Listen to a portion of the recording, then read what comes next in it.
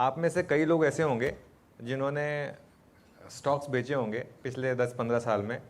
आप लोगों ने HDFC बैंक बेचा होगा, कोटक बेचा होगा, इन्फोसिस बेचा होगा, ये सोचकर कि पैसा बन गया, 5 गुना हो गया, 6 गुना हो गया, और वहाँ से वो 10 गुना बढ़े।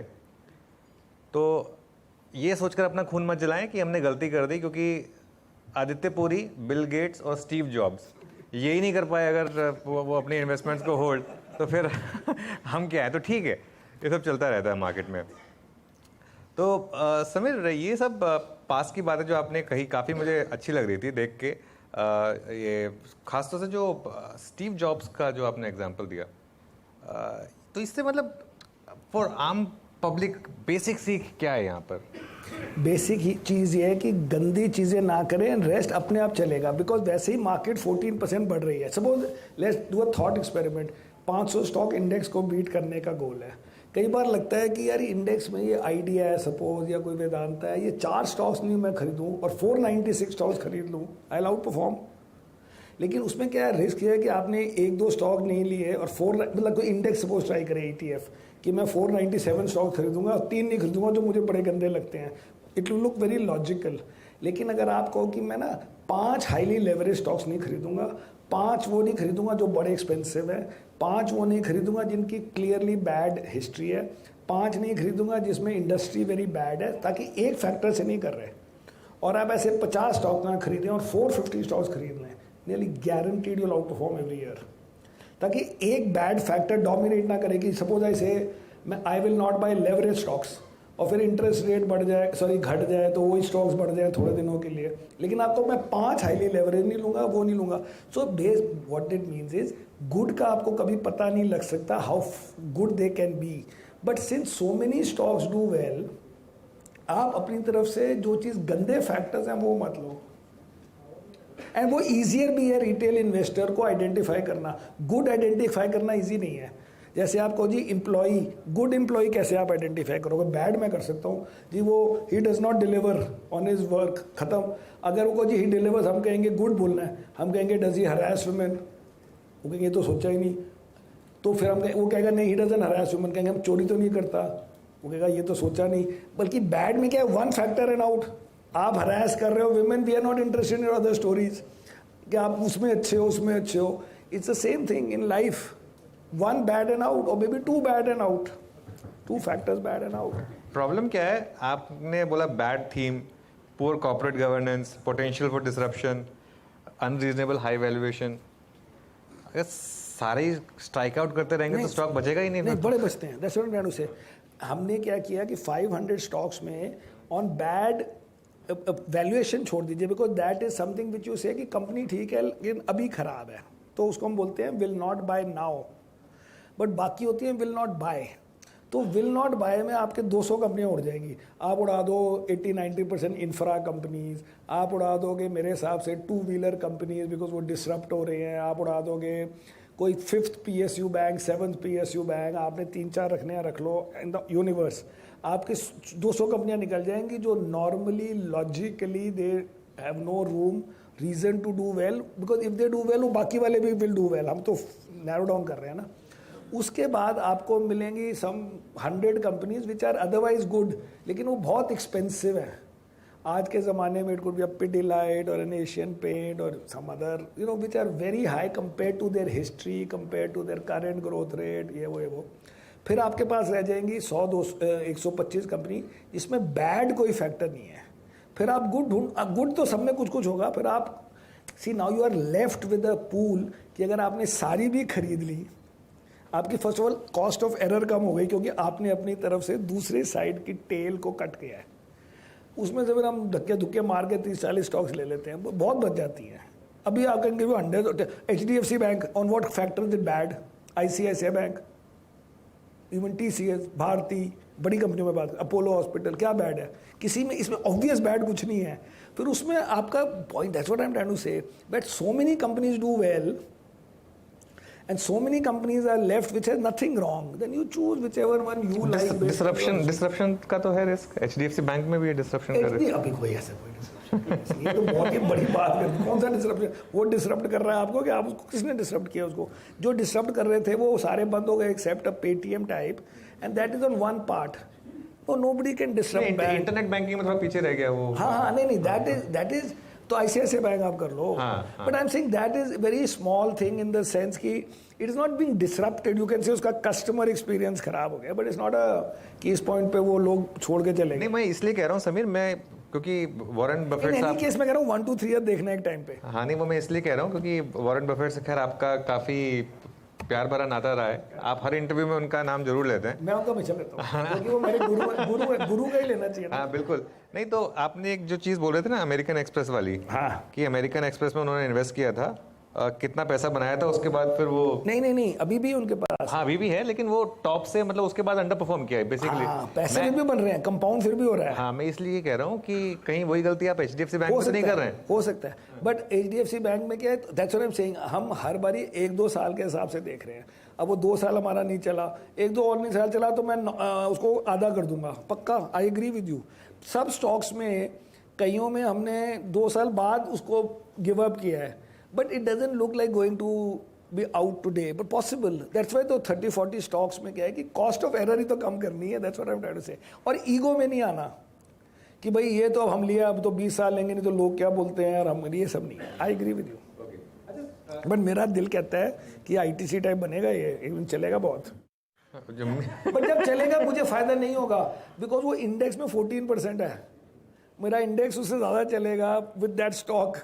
सो I may be better off it doesn't work, who knows, depends on किस तरीके से आप देख रहे हो उसको। तो समीर, एक सवाल जो मेरे दिमाग में आता है, मैं आपकी प्रेजेंटेशन देख रहा था, कई लोग मुझसे सवाल पूछते हैं, आप भी जवाब दीजिए। एक पोर्टफोलियो में कितने स्टॉक्स होने चाहिए, इसका कोई आंसर है या फिर वो मार्केट टू मार्केट डिपेंड करता है? There is no answer, but ये आंसर है कि आप ये ना सोचें कि बड़े कम स्टॉक्स अच्छे होते हैं, नंबर 1, और B that if you own 10 stocks, आपको स्टॉक के बारे में सब कुछ पता है, क्योंकि फिर भी आपको कुछ नहीं पता। मेरा classmate was the head of strategy IIM का at Satyam, when Satyam blew up. कहता मुझे नहीं पता था पता था कि नहीं पता था, बट द पॉइंट इज आपने इनसाइडर बाइंग वाली कंपनियां भी देख ली, ज़रूरी नहीं है कि वो चलती हैं। कुछ नहीं पता किसी को, because the events are outside your control. So इसलिए हम कहते हैं कि वंस यू अंडरस्टूड कि काफ़ी स्टॉक्स अच्छा करते हैं, at least in the 2, 3, 4, 5 1 year whatever period, आप 2-2.5% लो। जो आप सोचो कि Rakesh Jhunjhunwala made money in the and in से 7 स्टॉक्स, बट उन्हें खरीदे कितने होंगे? जो बड़ा जो चला वो रख लिया। इवन वॉरेन बफेट पे वापस आ जाए तो Warren Buffett bought Apple, but before that he bought IBM। IBM अब क्यों नहीं है पोर्टफोलियो में? क्योंकि नहीं चला, तो आफ्टर 2, 3, 4 ईयर्स वो फ्रस्ट्रेट होकर तो छोड़ दिया। Same thing, so you are buying 2%, if it works you keep it, no. And why do you have to wait कि I will buy only 10 stocks, so I will buy when either I will buy 7% या 0? कोई ज़रूरत ही नहीं है। आप लोगे with the odds की कुछ गलत नहीं है, और उसके बाद देखते हैं क्या होता है। एंड वो अगर चल गया तो 2 का 3 कर लो, 3 का 4 कर लो, जो मर्जी करो बाद में। तो आपका कोई पर्टिकुलर टाइम फ्रेम होता है समीर कि 2 साल नहीं चलेगा या 3 साल नहीं चलेगा तो नहीं। सो हमने HDFC बैंक में इसलिए नहीं किया कि अगर हमें समझ आ जाए क्लियरली कि उसकी अर्निंग्स वगैरह इंप्रूव हो रही हैं या ठीक है, और नहीं चल रहा ठीक है। बट कई बार क्या होता है कि आपको पूरा नहीं समझ आता कि वो किस चीज़ के लिए नहीं चल रहा। Out after 1-2 year, out after 1-2 year से इतने स्टॉक चल रहे हैं, हमारे पास टाइम नहीं है इतना, हमारे पैसे लिमिटेड है, टाइम बहुत है। ओके अच्छा समीर, इंडियन मार्केट में पिछले 2 साल में सबसे ज़्यादा पैसा बनाया मोमेंटम इन्वेस्टिंग ने। क्या यही कंटिन्यू करेगा? ये मोमेंटम इन्वेस्टिंग ठीक होती है या फिर वैल्यू इन्वेस्टिंग ये आपका मेन क्राइटेरिया होना चाहिए? मेरा मोमेंटम और fundamental also not a bad thing. मेरी फिलॉसफी ये है कि if a company is doing, मतलब fundamentally is doing well, it does well for a long time, and if it is doing badly, it does badly for a long time. फिर क्या होता है, वो एक टर्न आता है जिसमें आपका नुकसान हो सकता है। जैसे आप सोचो इन्फोसिस ने जनवरी में गाइडेंस दी इंक्रीज की, या उन्होंने कहा कि एस्टिमेट था, और अप्रैल में he could not meet the January guidance. There was no chance कि अगले क्वार्टर बोले सब ठीक है, हो ही नहीं सकता। आपने पहले 10-15 क्वार्टर ठीक किया, या 6 quarter 12 quarter, suddenly under lot of pressure कि यार आई शुड नॉट डिसअपॉइंट, आपने डिसअपॉइंट कर दिया। ये हो नहीं सकता 3 महीने बाद कि नहीं सब ठीक है फिर, क्योंकि अगर इतना ठीक होता तो वो उस क्वार्टर में भी कुछ कर घुर के डिसअपॉइंट नहीं करते. And other thing is it's a psychological thing. HDFC bank used to grow 30% पहले, फिर उन्होंने कहा 30% तो हो ही नहीं सकता, ये तो सारी कंपनी पागल हो गई है trying to meet this number. तो जब आप कहोगे कि अब मैं ना आगे से 25 करूँगा, फिर आप कहोगे यार आगे से यार सस्टेनेबल ग्रोथ करनी चाहिए. ये 30% was too much of a stress, so you will bring down everything and then that will become your new number. तो कोई कहे कि नहीं एक क्वार्टर के लिए 25 था, मुझे ऐसी चीज़ें लगती नहीं है. It's the same thing. When a company is doing badly, it will do well badly for a long time, and then one day it will turn maybe. उस पीरियड में होता है, उस दिन आपके 10% 5% चले जाएंगे by being wrong. It doesn't matter.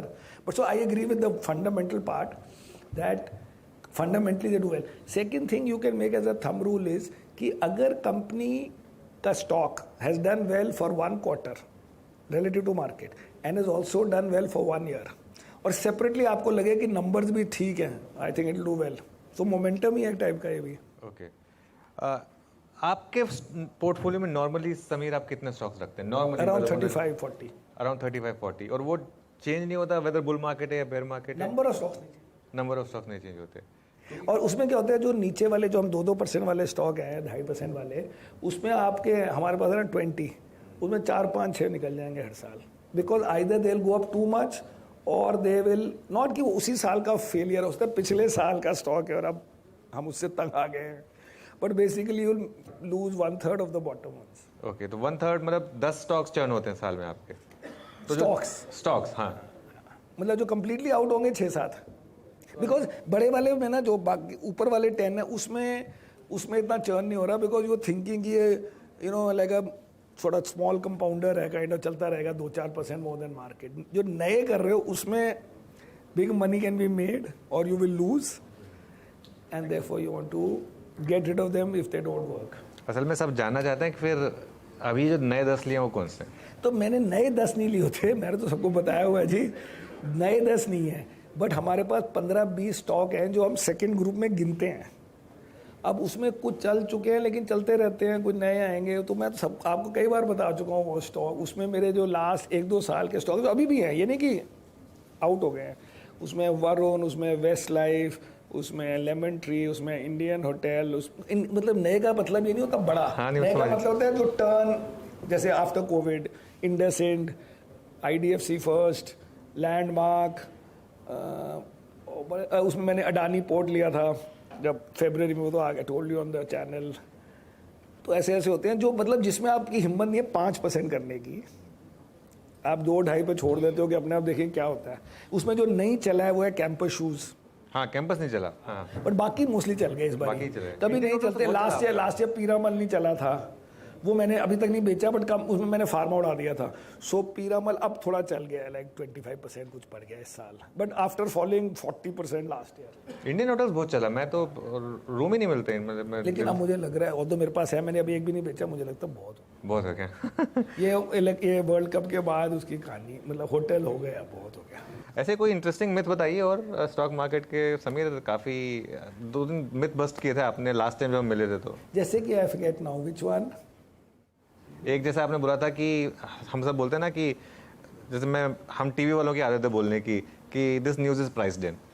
तो आप जैसे बोलते हैं कि नहीं है. आई डोंट बिलीव कि things are priced in, because as I say, अब जैसे मेरा फेवरेट HDFC बैंक को लीजिए, तो 25 साल से वही स्टोरी चल रही है कि it will compete with private bank, with state owned banks, and state owned bank से मार्केट शेयर जीतेंगे. और वो 1 साल 2 साल 10 साल, एक्चुअली आज तक वही स्टोरी है. तो अगर कोई बोले कि ये तो स्टोरी पुरानी है, it is not the case. वो हर बार it used to happen. If you remember Gujarat Ambuja 90s में बाय शिप वो अपनी सीमेंट ट्रांसपोर्ट करते थे, और लोग कहते थे कि देखो जी बाकी लोग बैग्स में करते हैं बाय ट्रक, और ये बाय शिप करते हैं एंड बल्क में, तो उनकी फ्रेट कॉस्ट बड़ी कम है. ये 90 पता नहीं 7 या 6 की बात है. 2005 में भी किसी को मिलो कहेगा गुजरात अंबुजा बड़ा अच्छा है. यू सी वो शिप से फ्रेट करते हैं. वही की वही स्टोरी चलती रहती है. दैट्स व्हाट आई मीन, कि कोई डिस्काउंट नहीं होता लाइफ में. समीर, एक चीज़ मुझे आपसे पूछनी थी.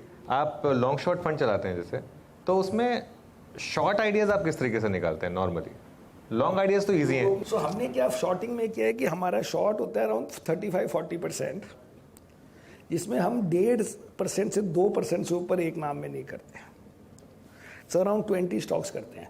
ओवर टाइम शॉर्ट में पैसे नहीं बहुत बने, because market since you know I been doing it for 18 years, so 18 years में market is up some 7-8 times. तो शॉर्ट में आप क्यूमुलेटिवली पैसे नहीं बना सकते, लेकिन वो गुड टाइम्स में थोड़े आप देते हो, बैड टाइम्स में आते हैं, तो उससे स्टेबिलिटी आ जाती है। सेकेंड है, बिकॉज मैं शॉर्ट करता हूँ, मैं लॉन्ग को मोर देन 100 कर देता हूँ। सो अगर आप नॉर्मल फंड लेंगे तो वो 100 रुपीज़ दोगे तो 100 रुपीज़ इन्वेस्ट करेगा ना, हम 120 तक इन्वेस्ट कर देते हैं, एंड माइनस में 40-50 कर देते हैं, तो 70 नेट पे काम होता है। तो कुछ कई जगह लॉस जो शॉर्ट में होता है, वो दूसरी तरफ जो एक्स्ट्रा 20 खरीदे हैं जो आप नॉर्मली नहीं खरीद सकते इन अ फंड फॉर्मेट, उसमें वो थोड़ा हो जाता है। सो घूम फिर के हमारा long short fund has beaten our long only fund, but not by a lot, like may be 1% per annum. लेकिन द फैक्ट इज कि लॉन्ग शॉर्ट में खाली 65-70% नेट एक्सपोजर था, नेट। तो उसमें to get more than the long only, that is enough for us to feel happy. चलो, fund से याद आया समीर, आपको ऑल द बेस्ट। आपका म्यूचुअल फंड शुरू हो रहा है, समीर का म्यूचुअल फंड शुरू होने वाला है। कब से शुरू हो रहा है? अक्टूबर। सो अब वो हम ट्राई कर रहे हैं कि अक्टूबर में हमारा फ्लेक्सी कैप फंड हो गया। अक्टूबर में फ्लेक्सी कैप फंड, तो अभी एक ही स्कीम से स्टार्ट करेंगे आप? हाँ जी, and over time maybe 5 schemes. Over time 5-6। तो आप में से अगर कोई इन्वेस्ट करना चाहता है तो अपनी चेक बुक्स वगैरह रेडी रखिएगा। चेक बुक नहीं, आजकल तो ऑनलाइन ले लो। हाँ, वही मतलब ऑनलाइन। तो इस समय इंडियन मार्केट में समीर, फिर ये आपको लग रहा है कि ठीक टाइम है इंडियन मार्केट में इन्वेस्ट करने का? मार्केट का बहुत नेक टाइम है। उसका बिग पिक्चर आंसर ये है जी कि इफ़ यू अग्री कि ब्रॉडली स्पीकिंग मार्केट का रिटर्न 13-15% पर एनम है और रहा है, एंड वो अलग से आई कैन टॉक कि वो लॉजिकल है कि उस रेंज में रिटर्न, आप जीडीपी ग्रोथ ले लें नॉमिनल टर्म्स में, या आप ये ले लें कि how much is fixed income return of the government bond, and उसमें 5-6% ऐड कर दें which is called equity risk premium, तो वो भी 12-13% हो जाता है। अगर आप कहते हैं कि 13%, 14% 5 ईयर में, 10 ईयर में, 15 ईयर में, 20 ईयर में, 25 ईयर में है, तो अभी इस साल कैलेंडर ईयर का रिटर्न क्या है बताओ जी? NSE 500 का रिटर्न बताइए इस साल का 8 महीने में, बताओ। मुझे भी नहीं पता। 10%.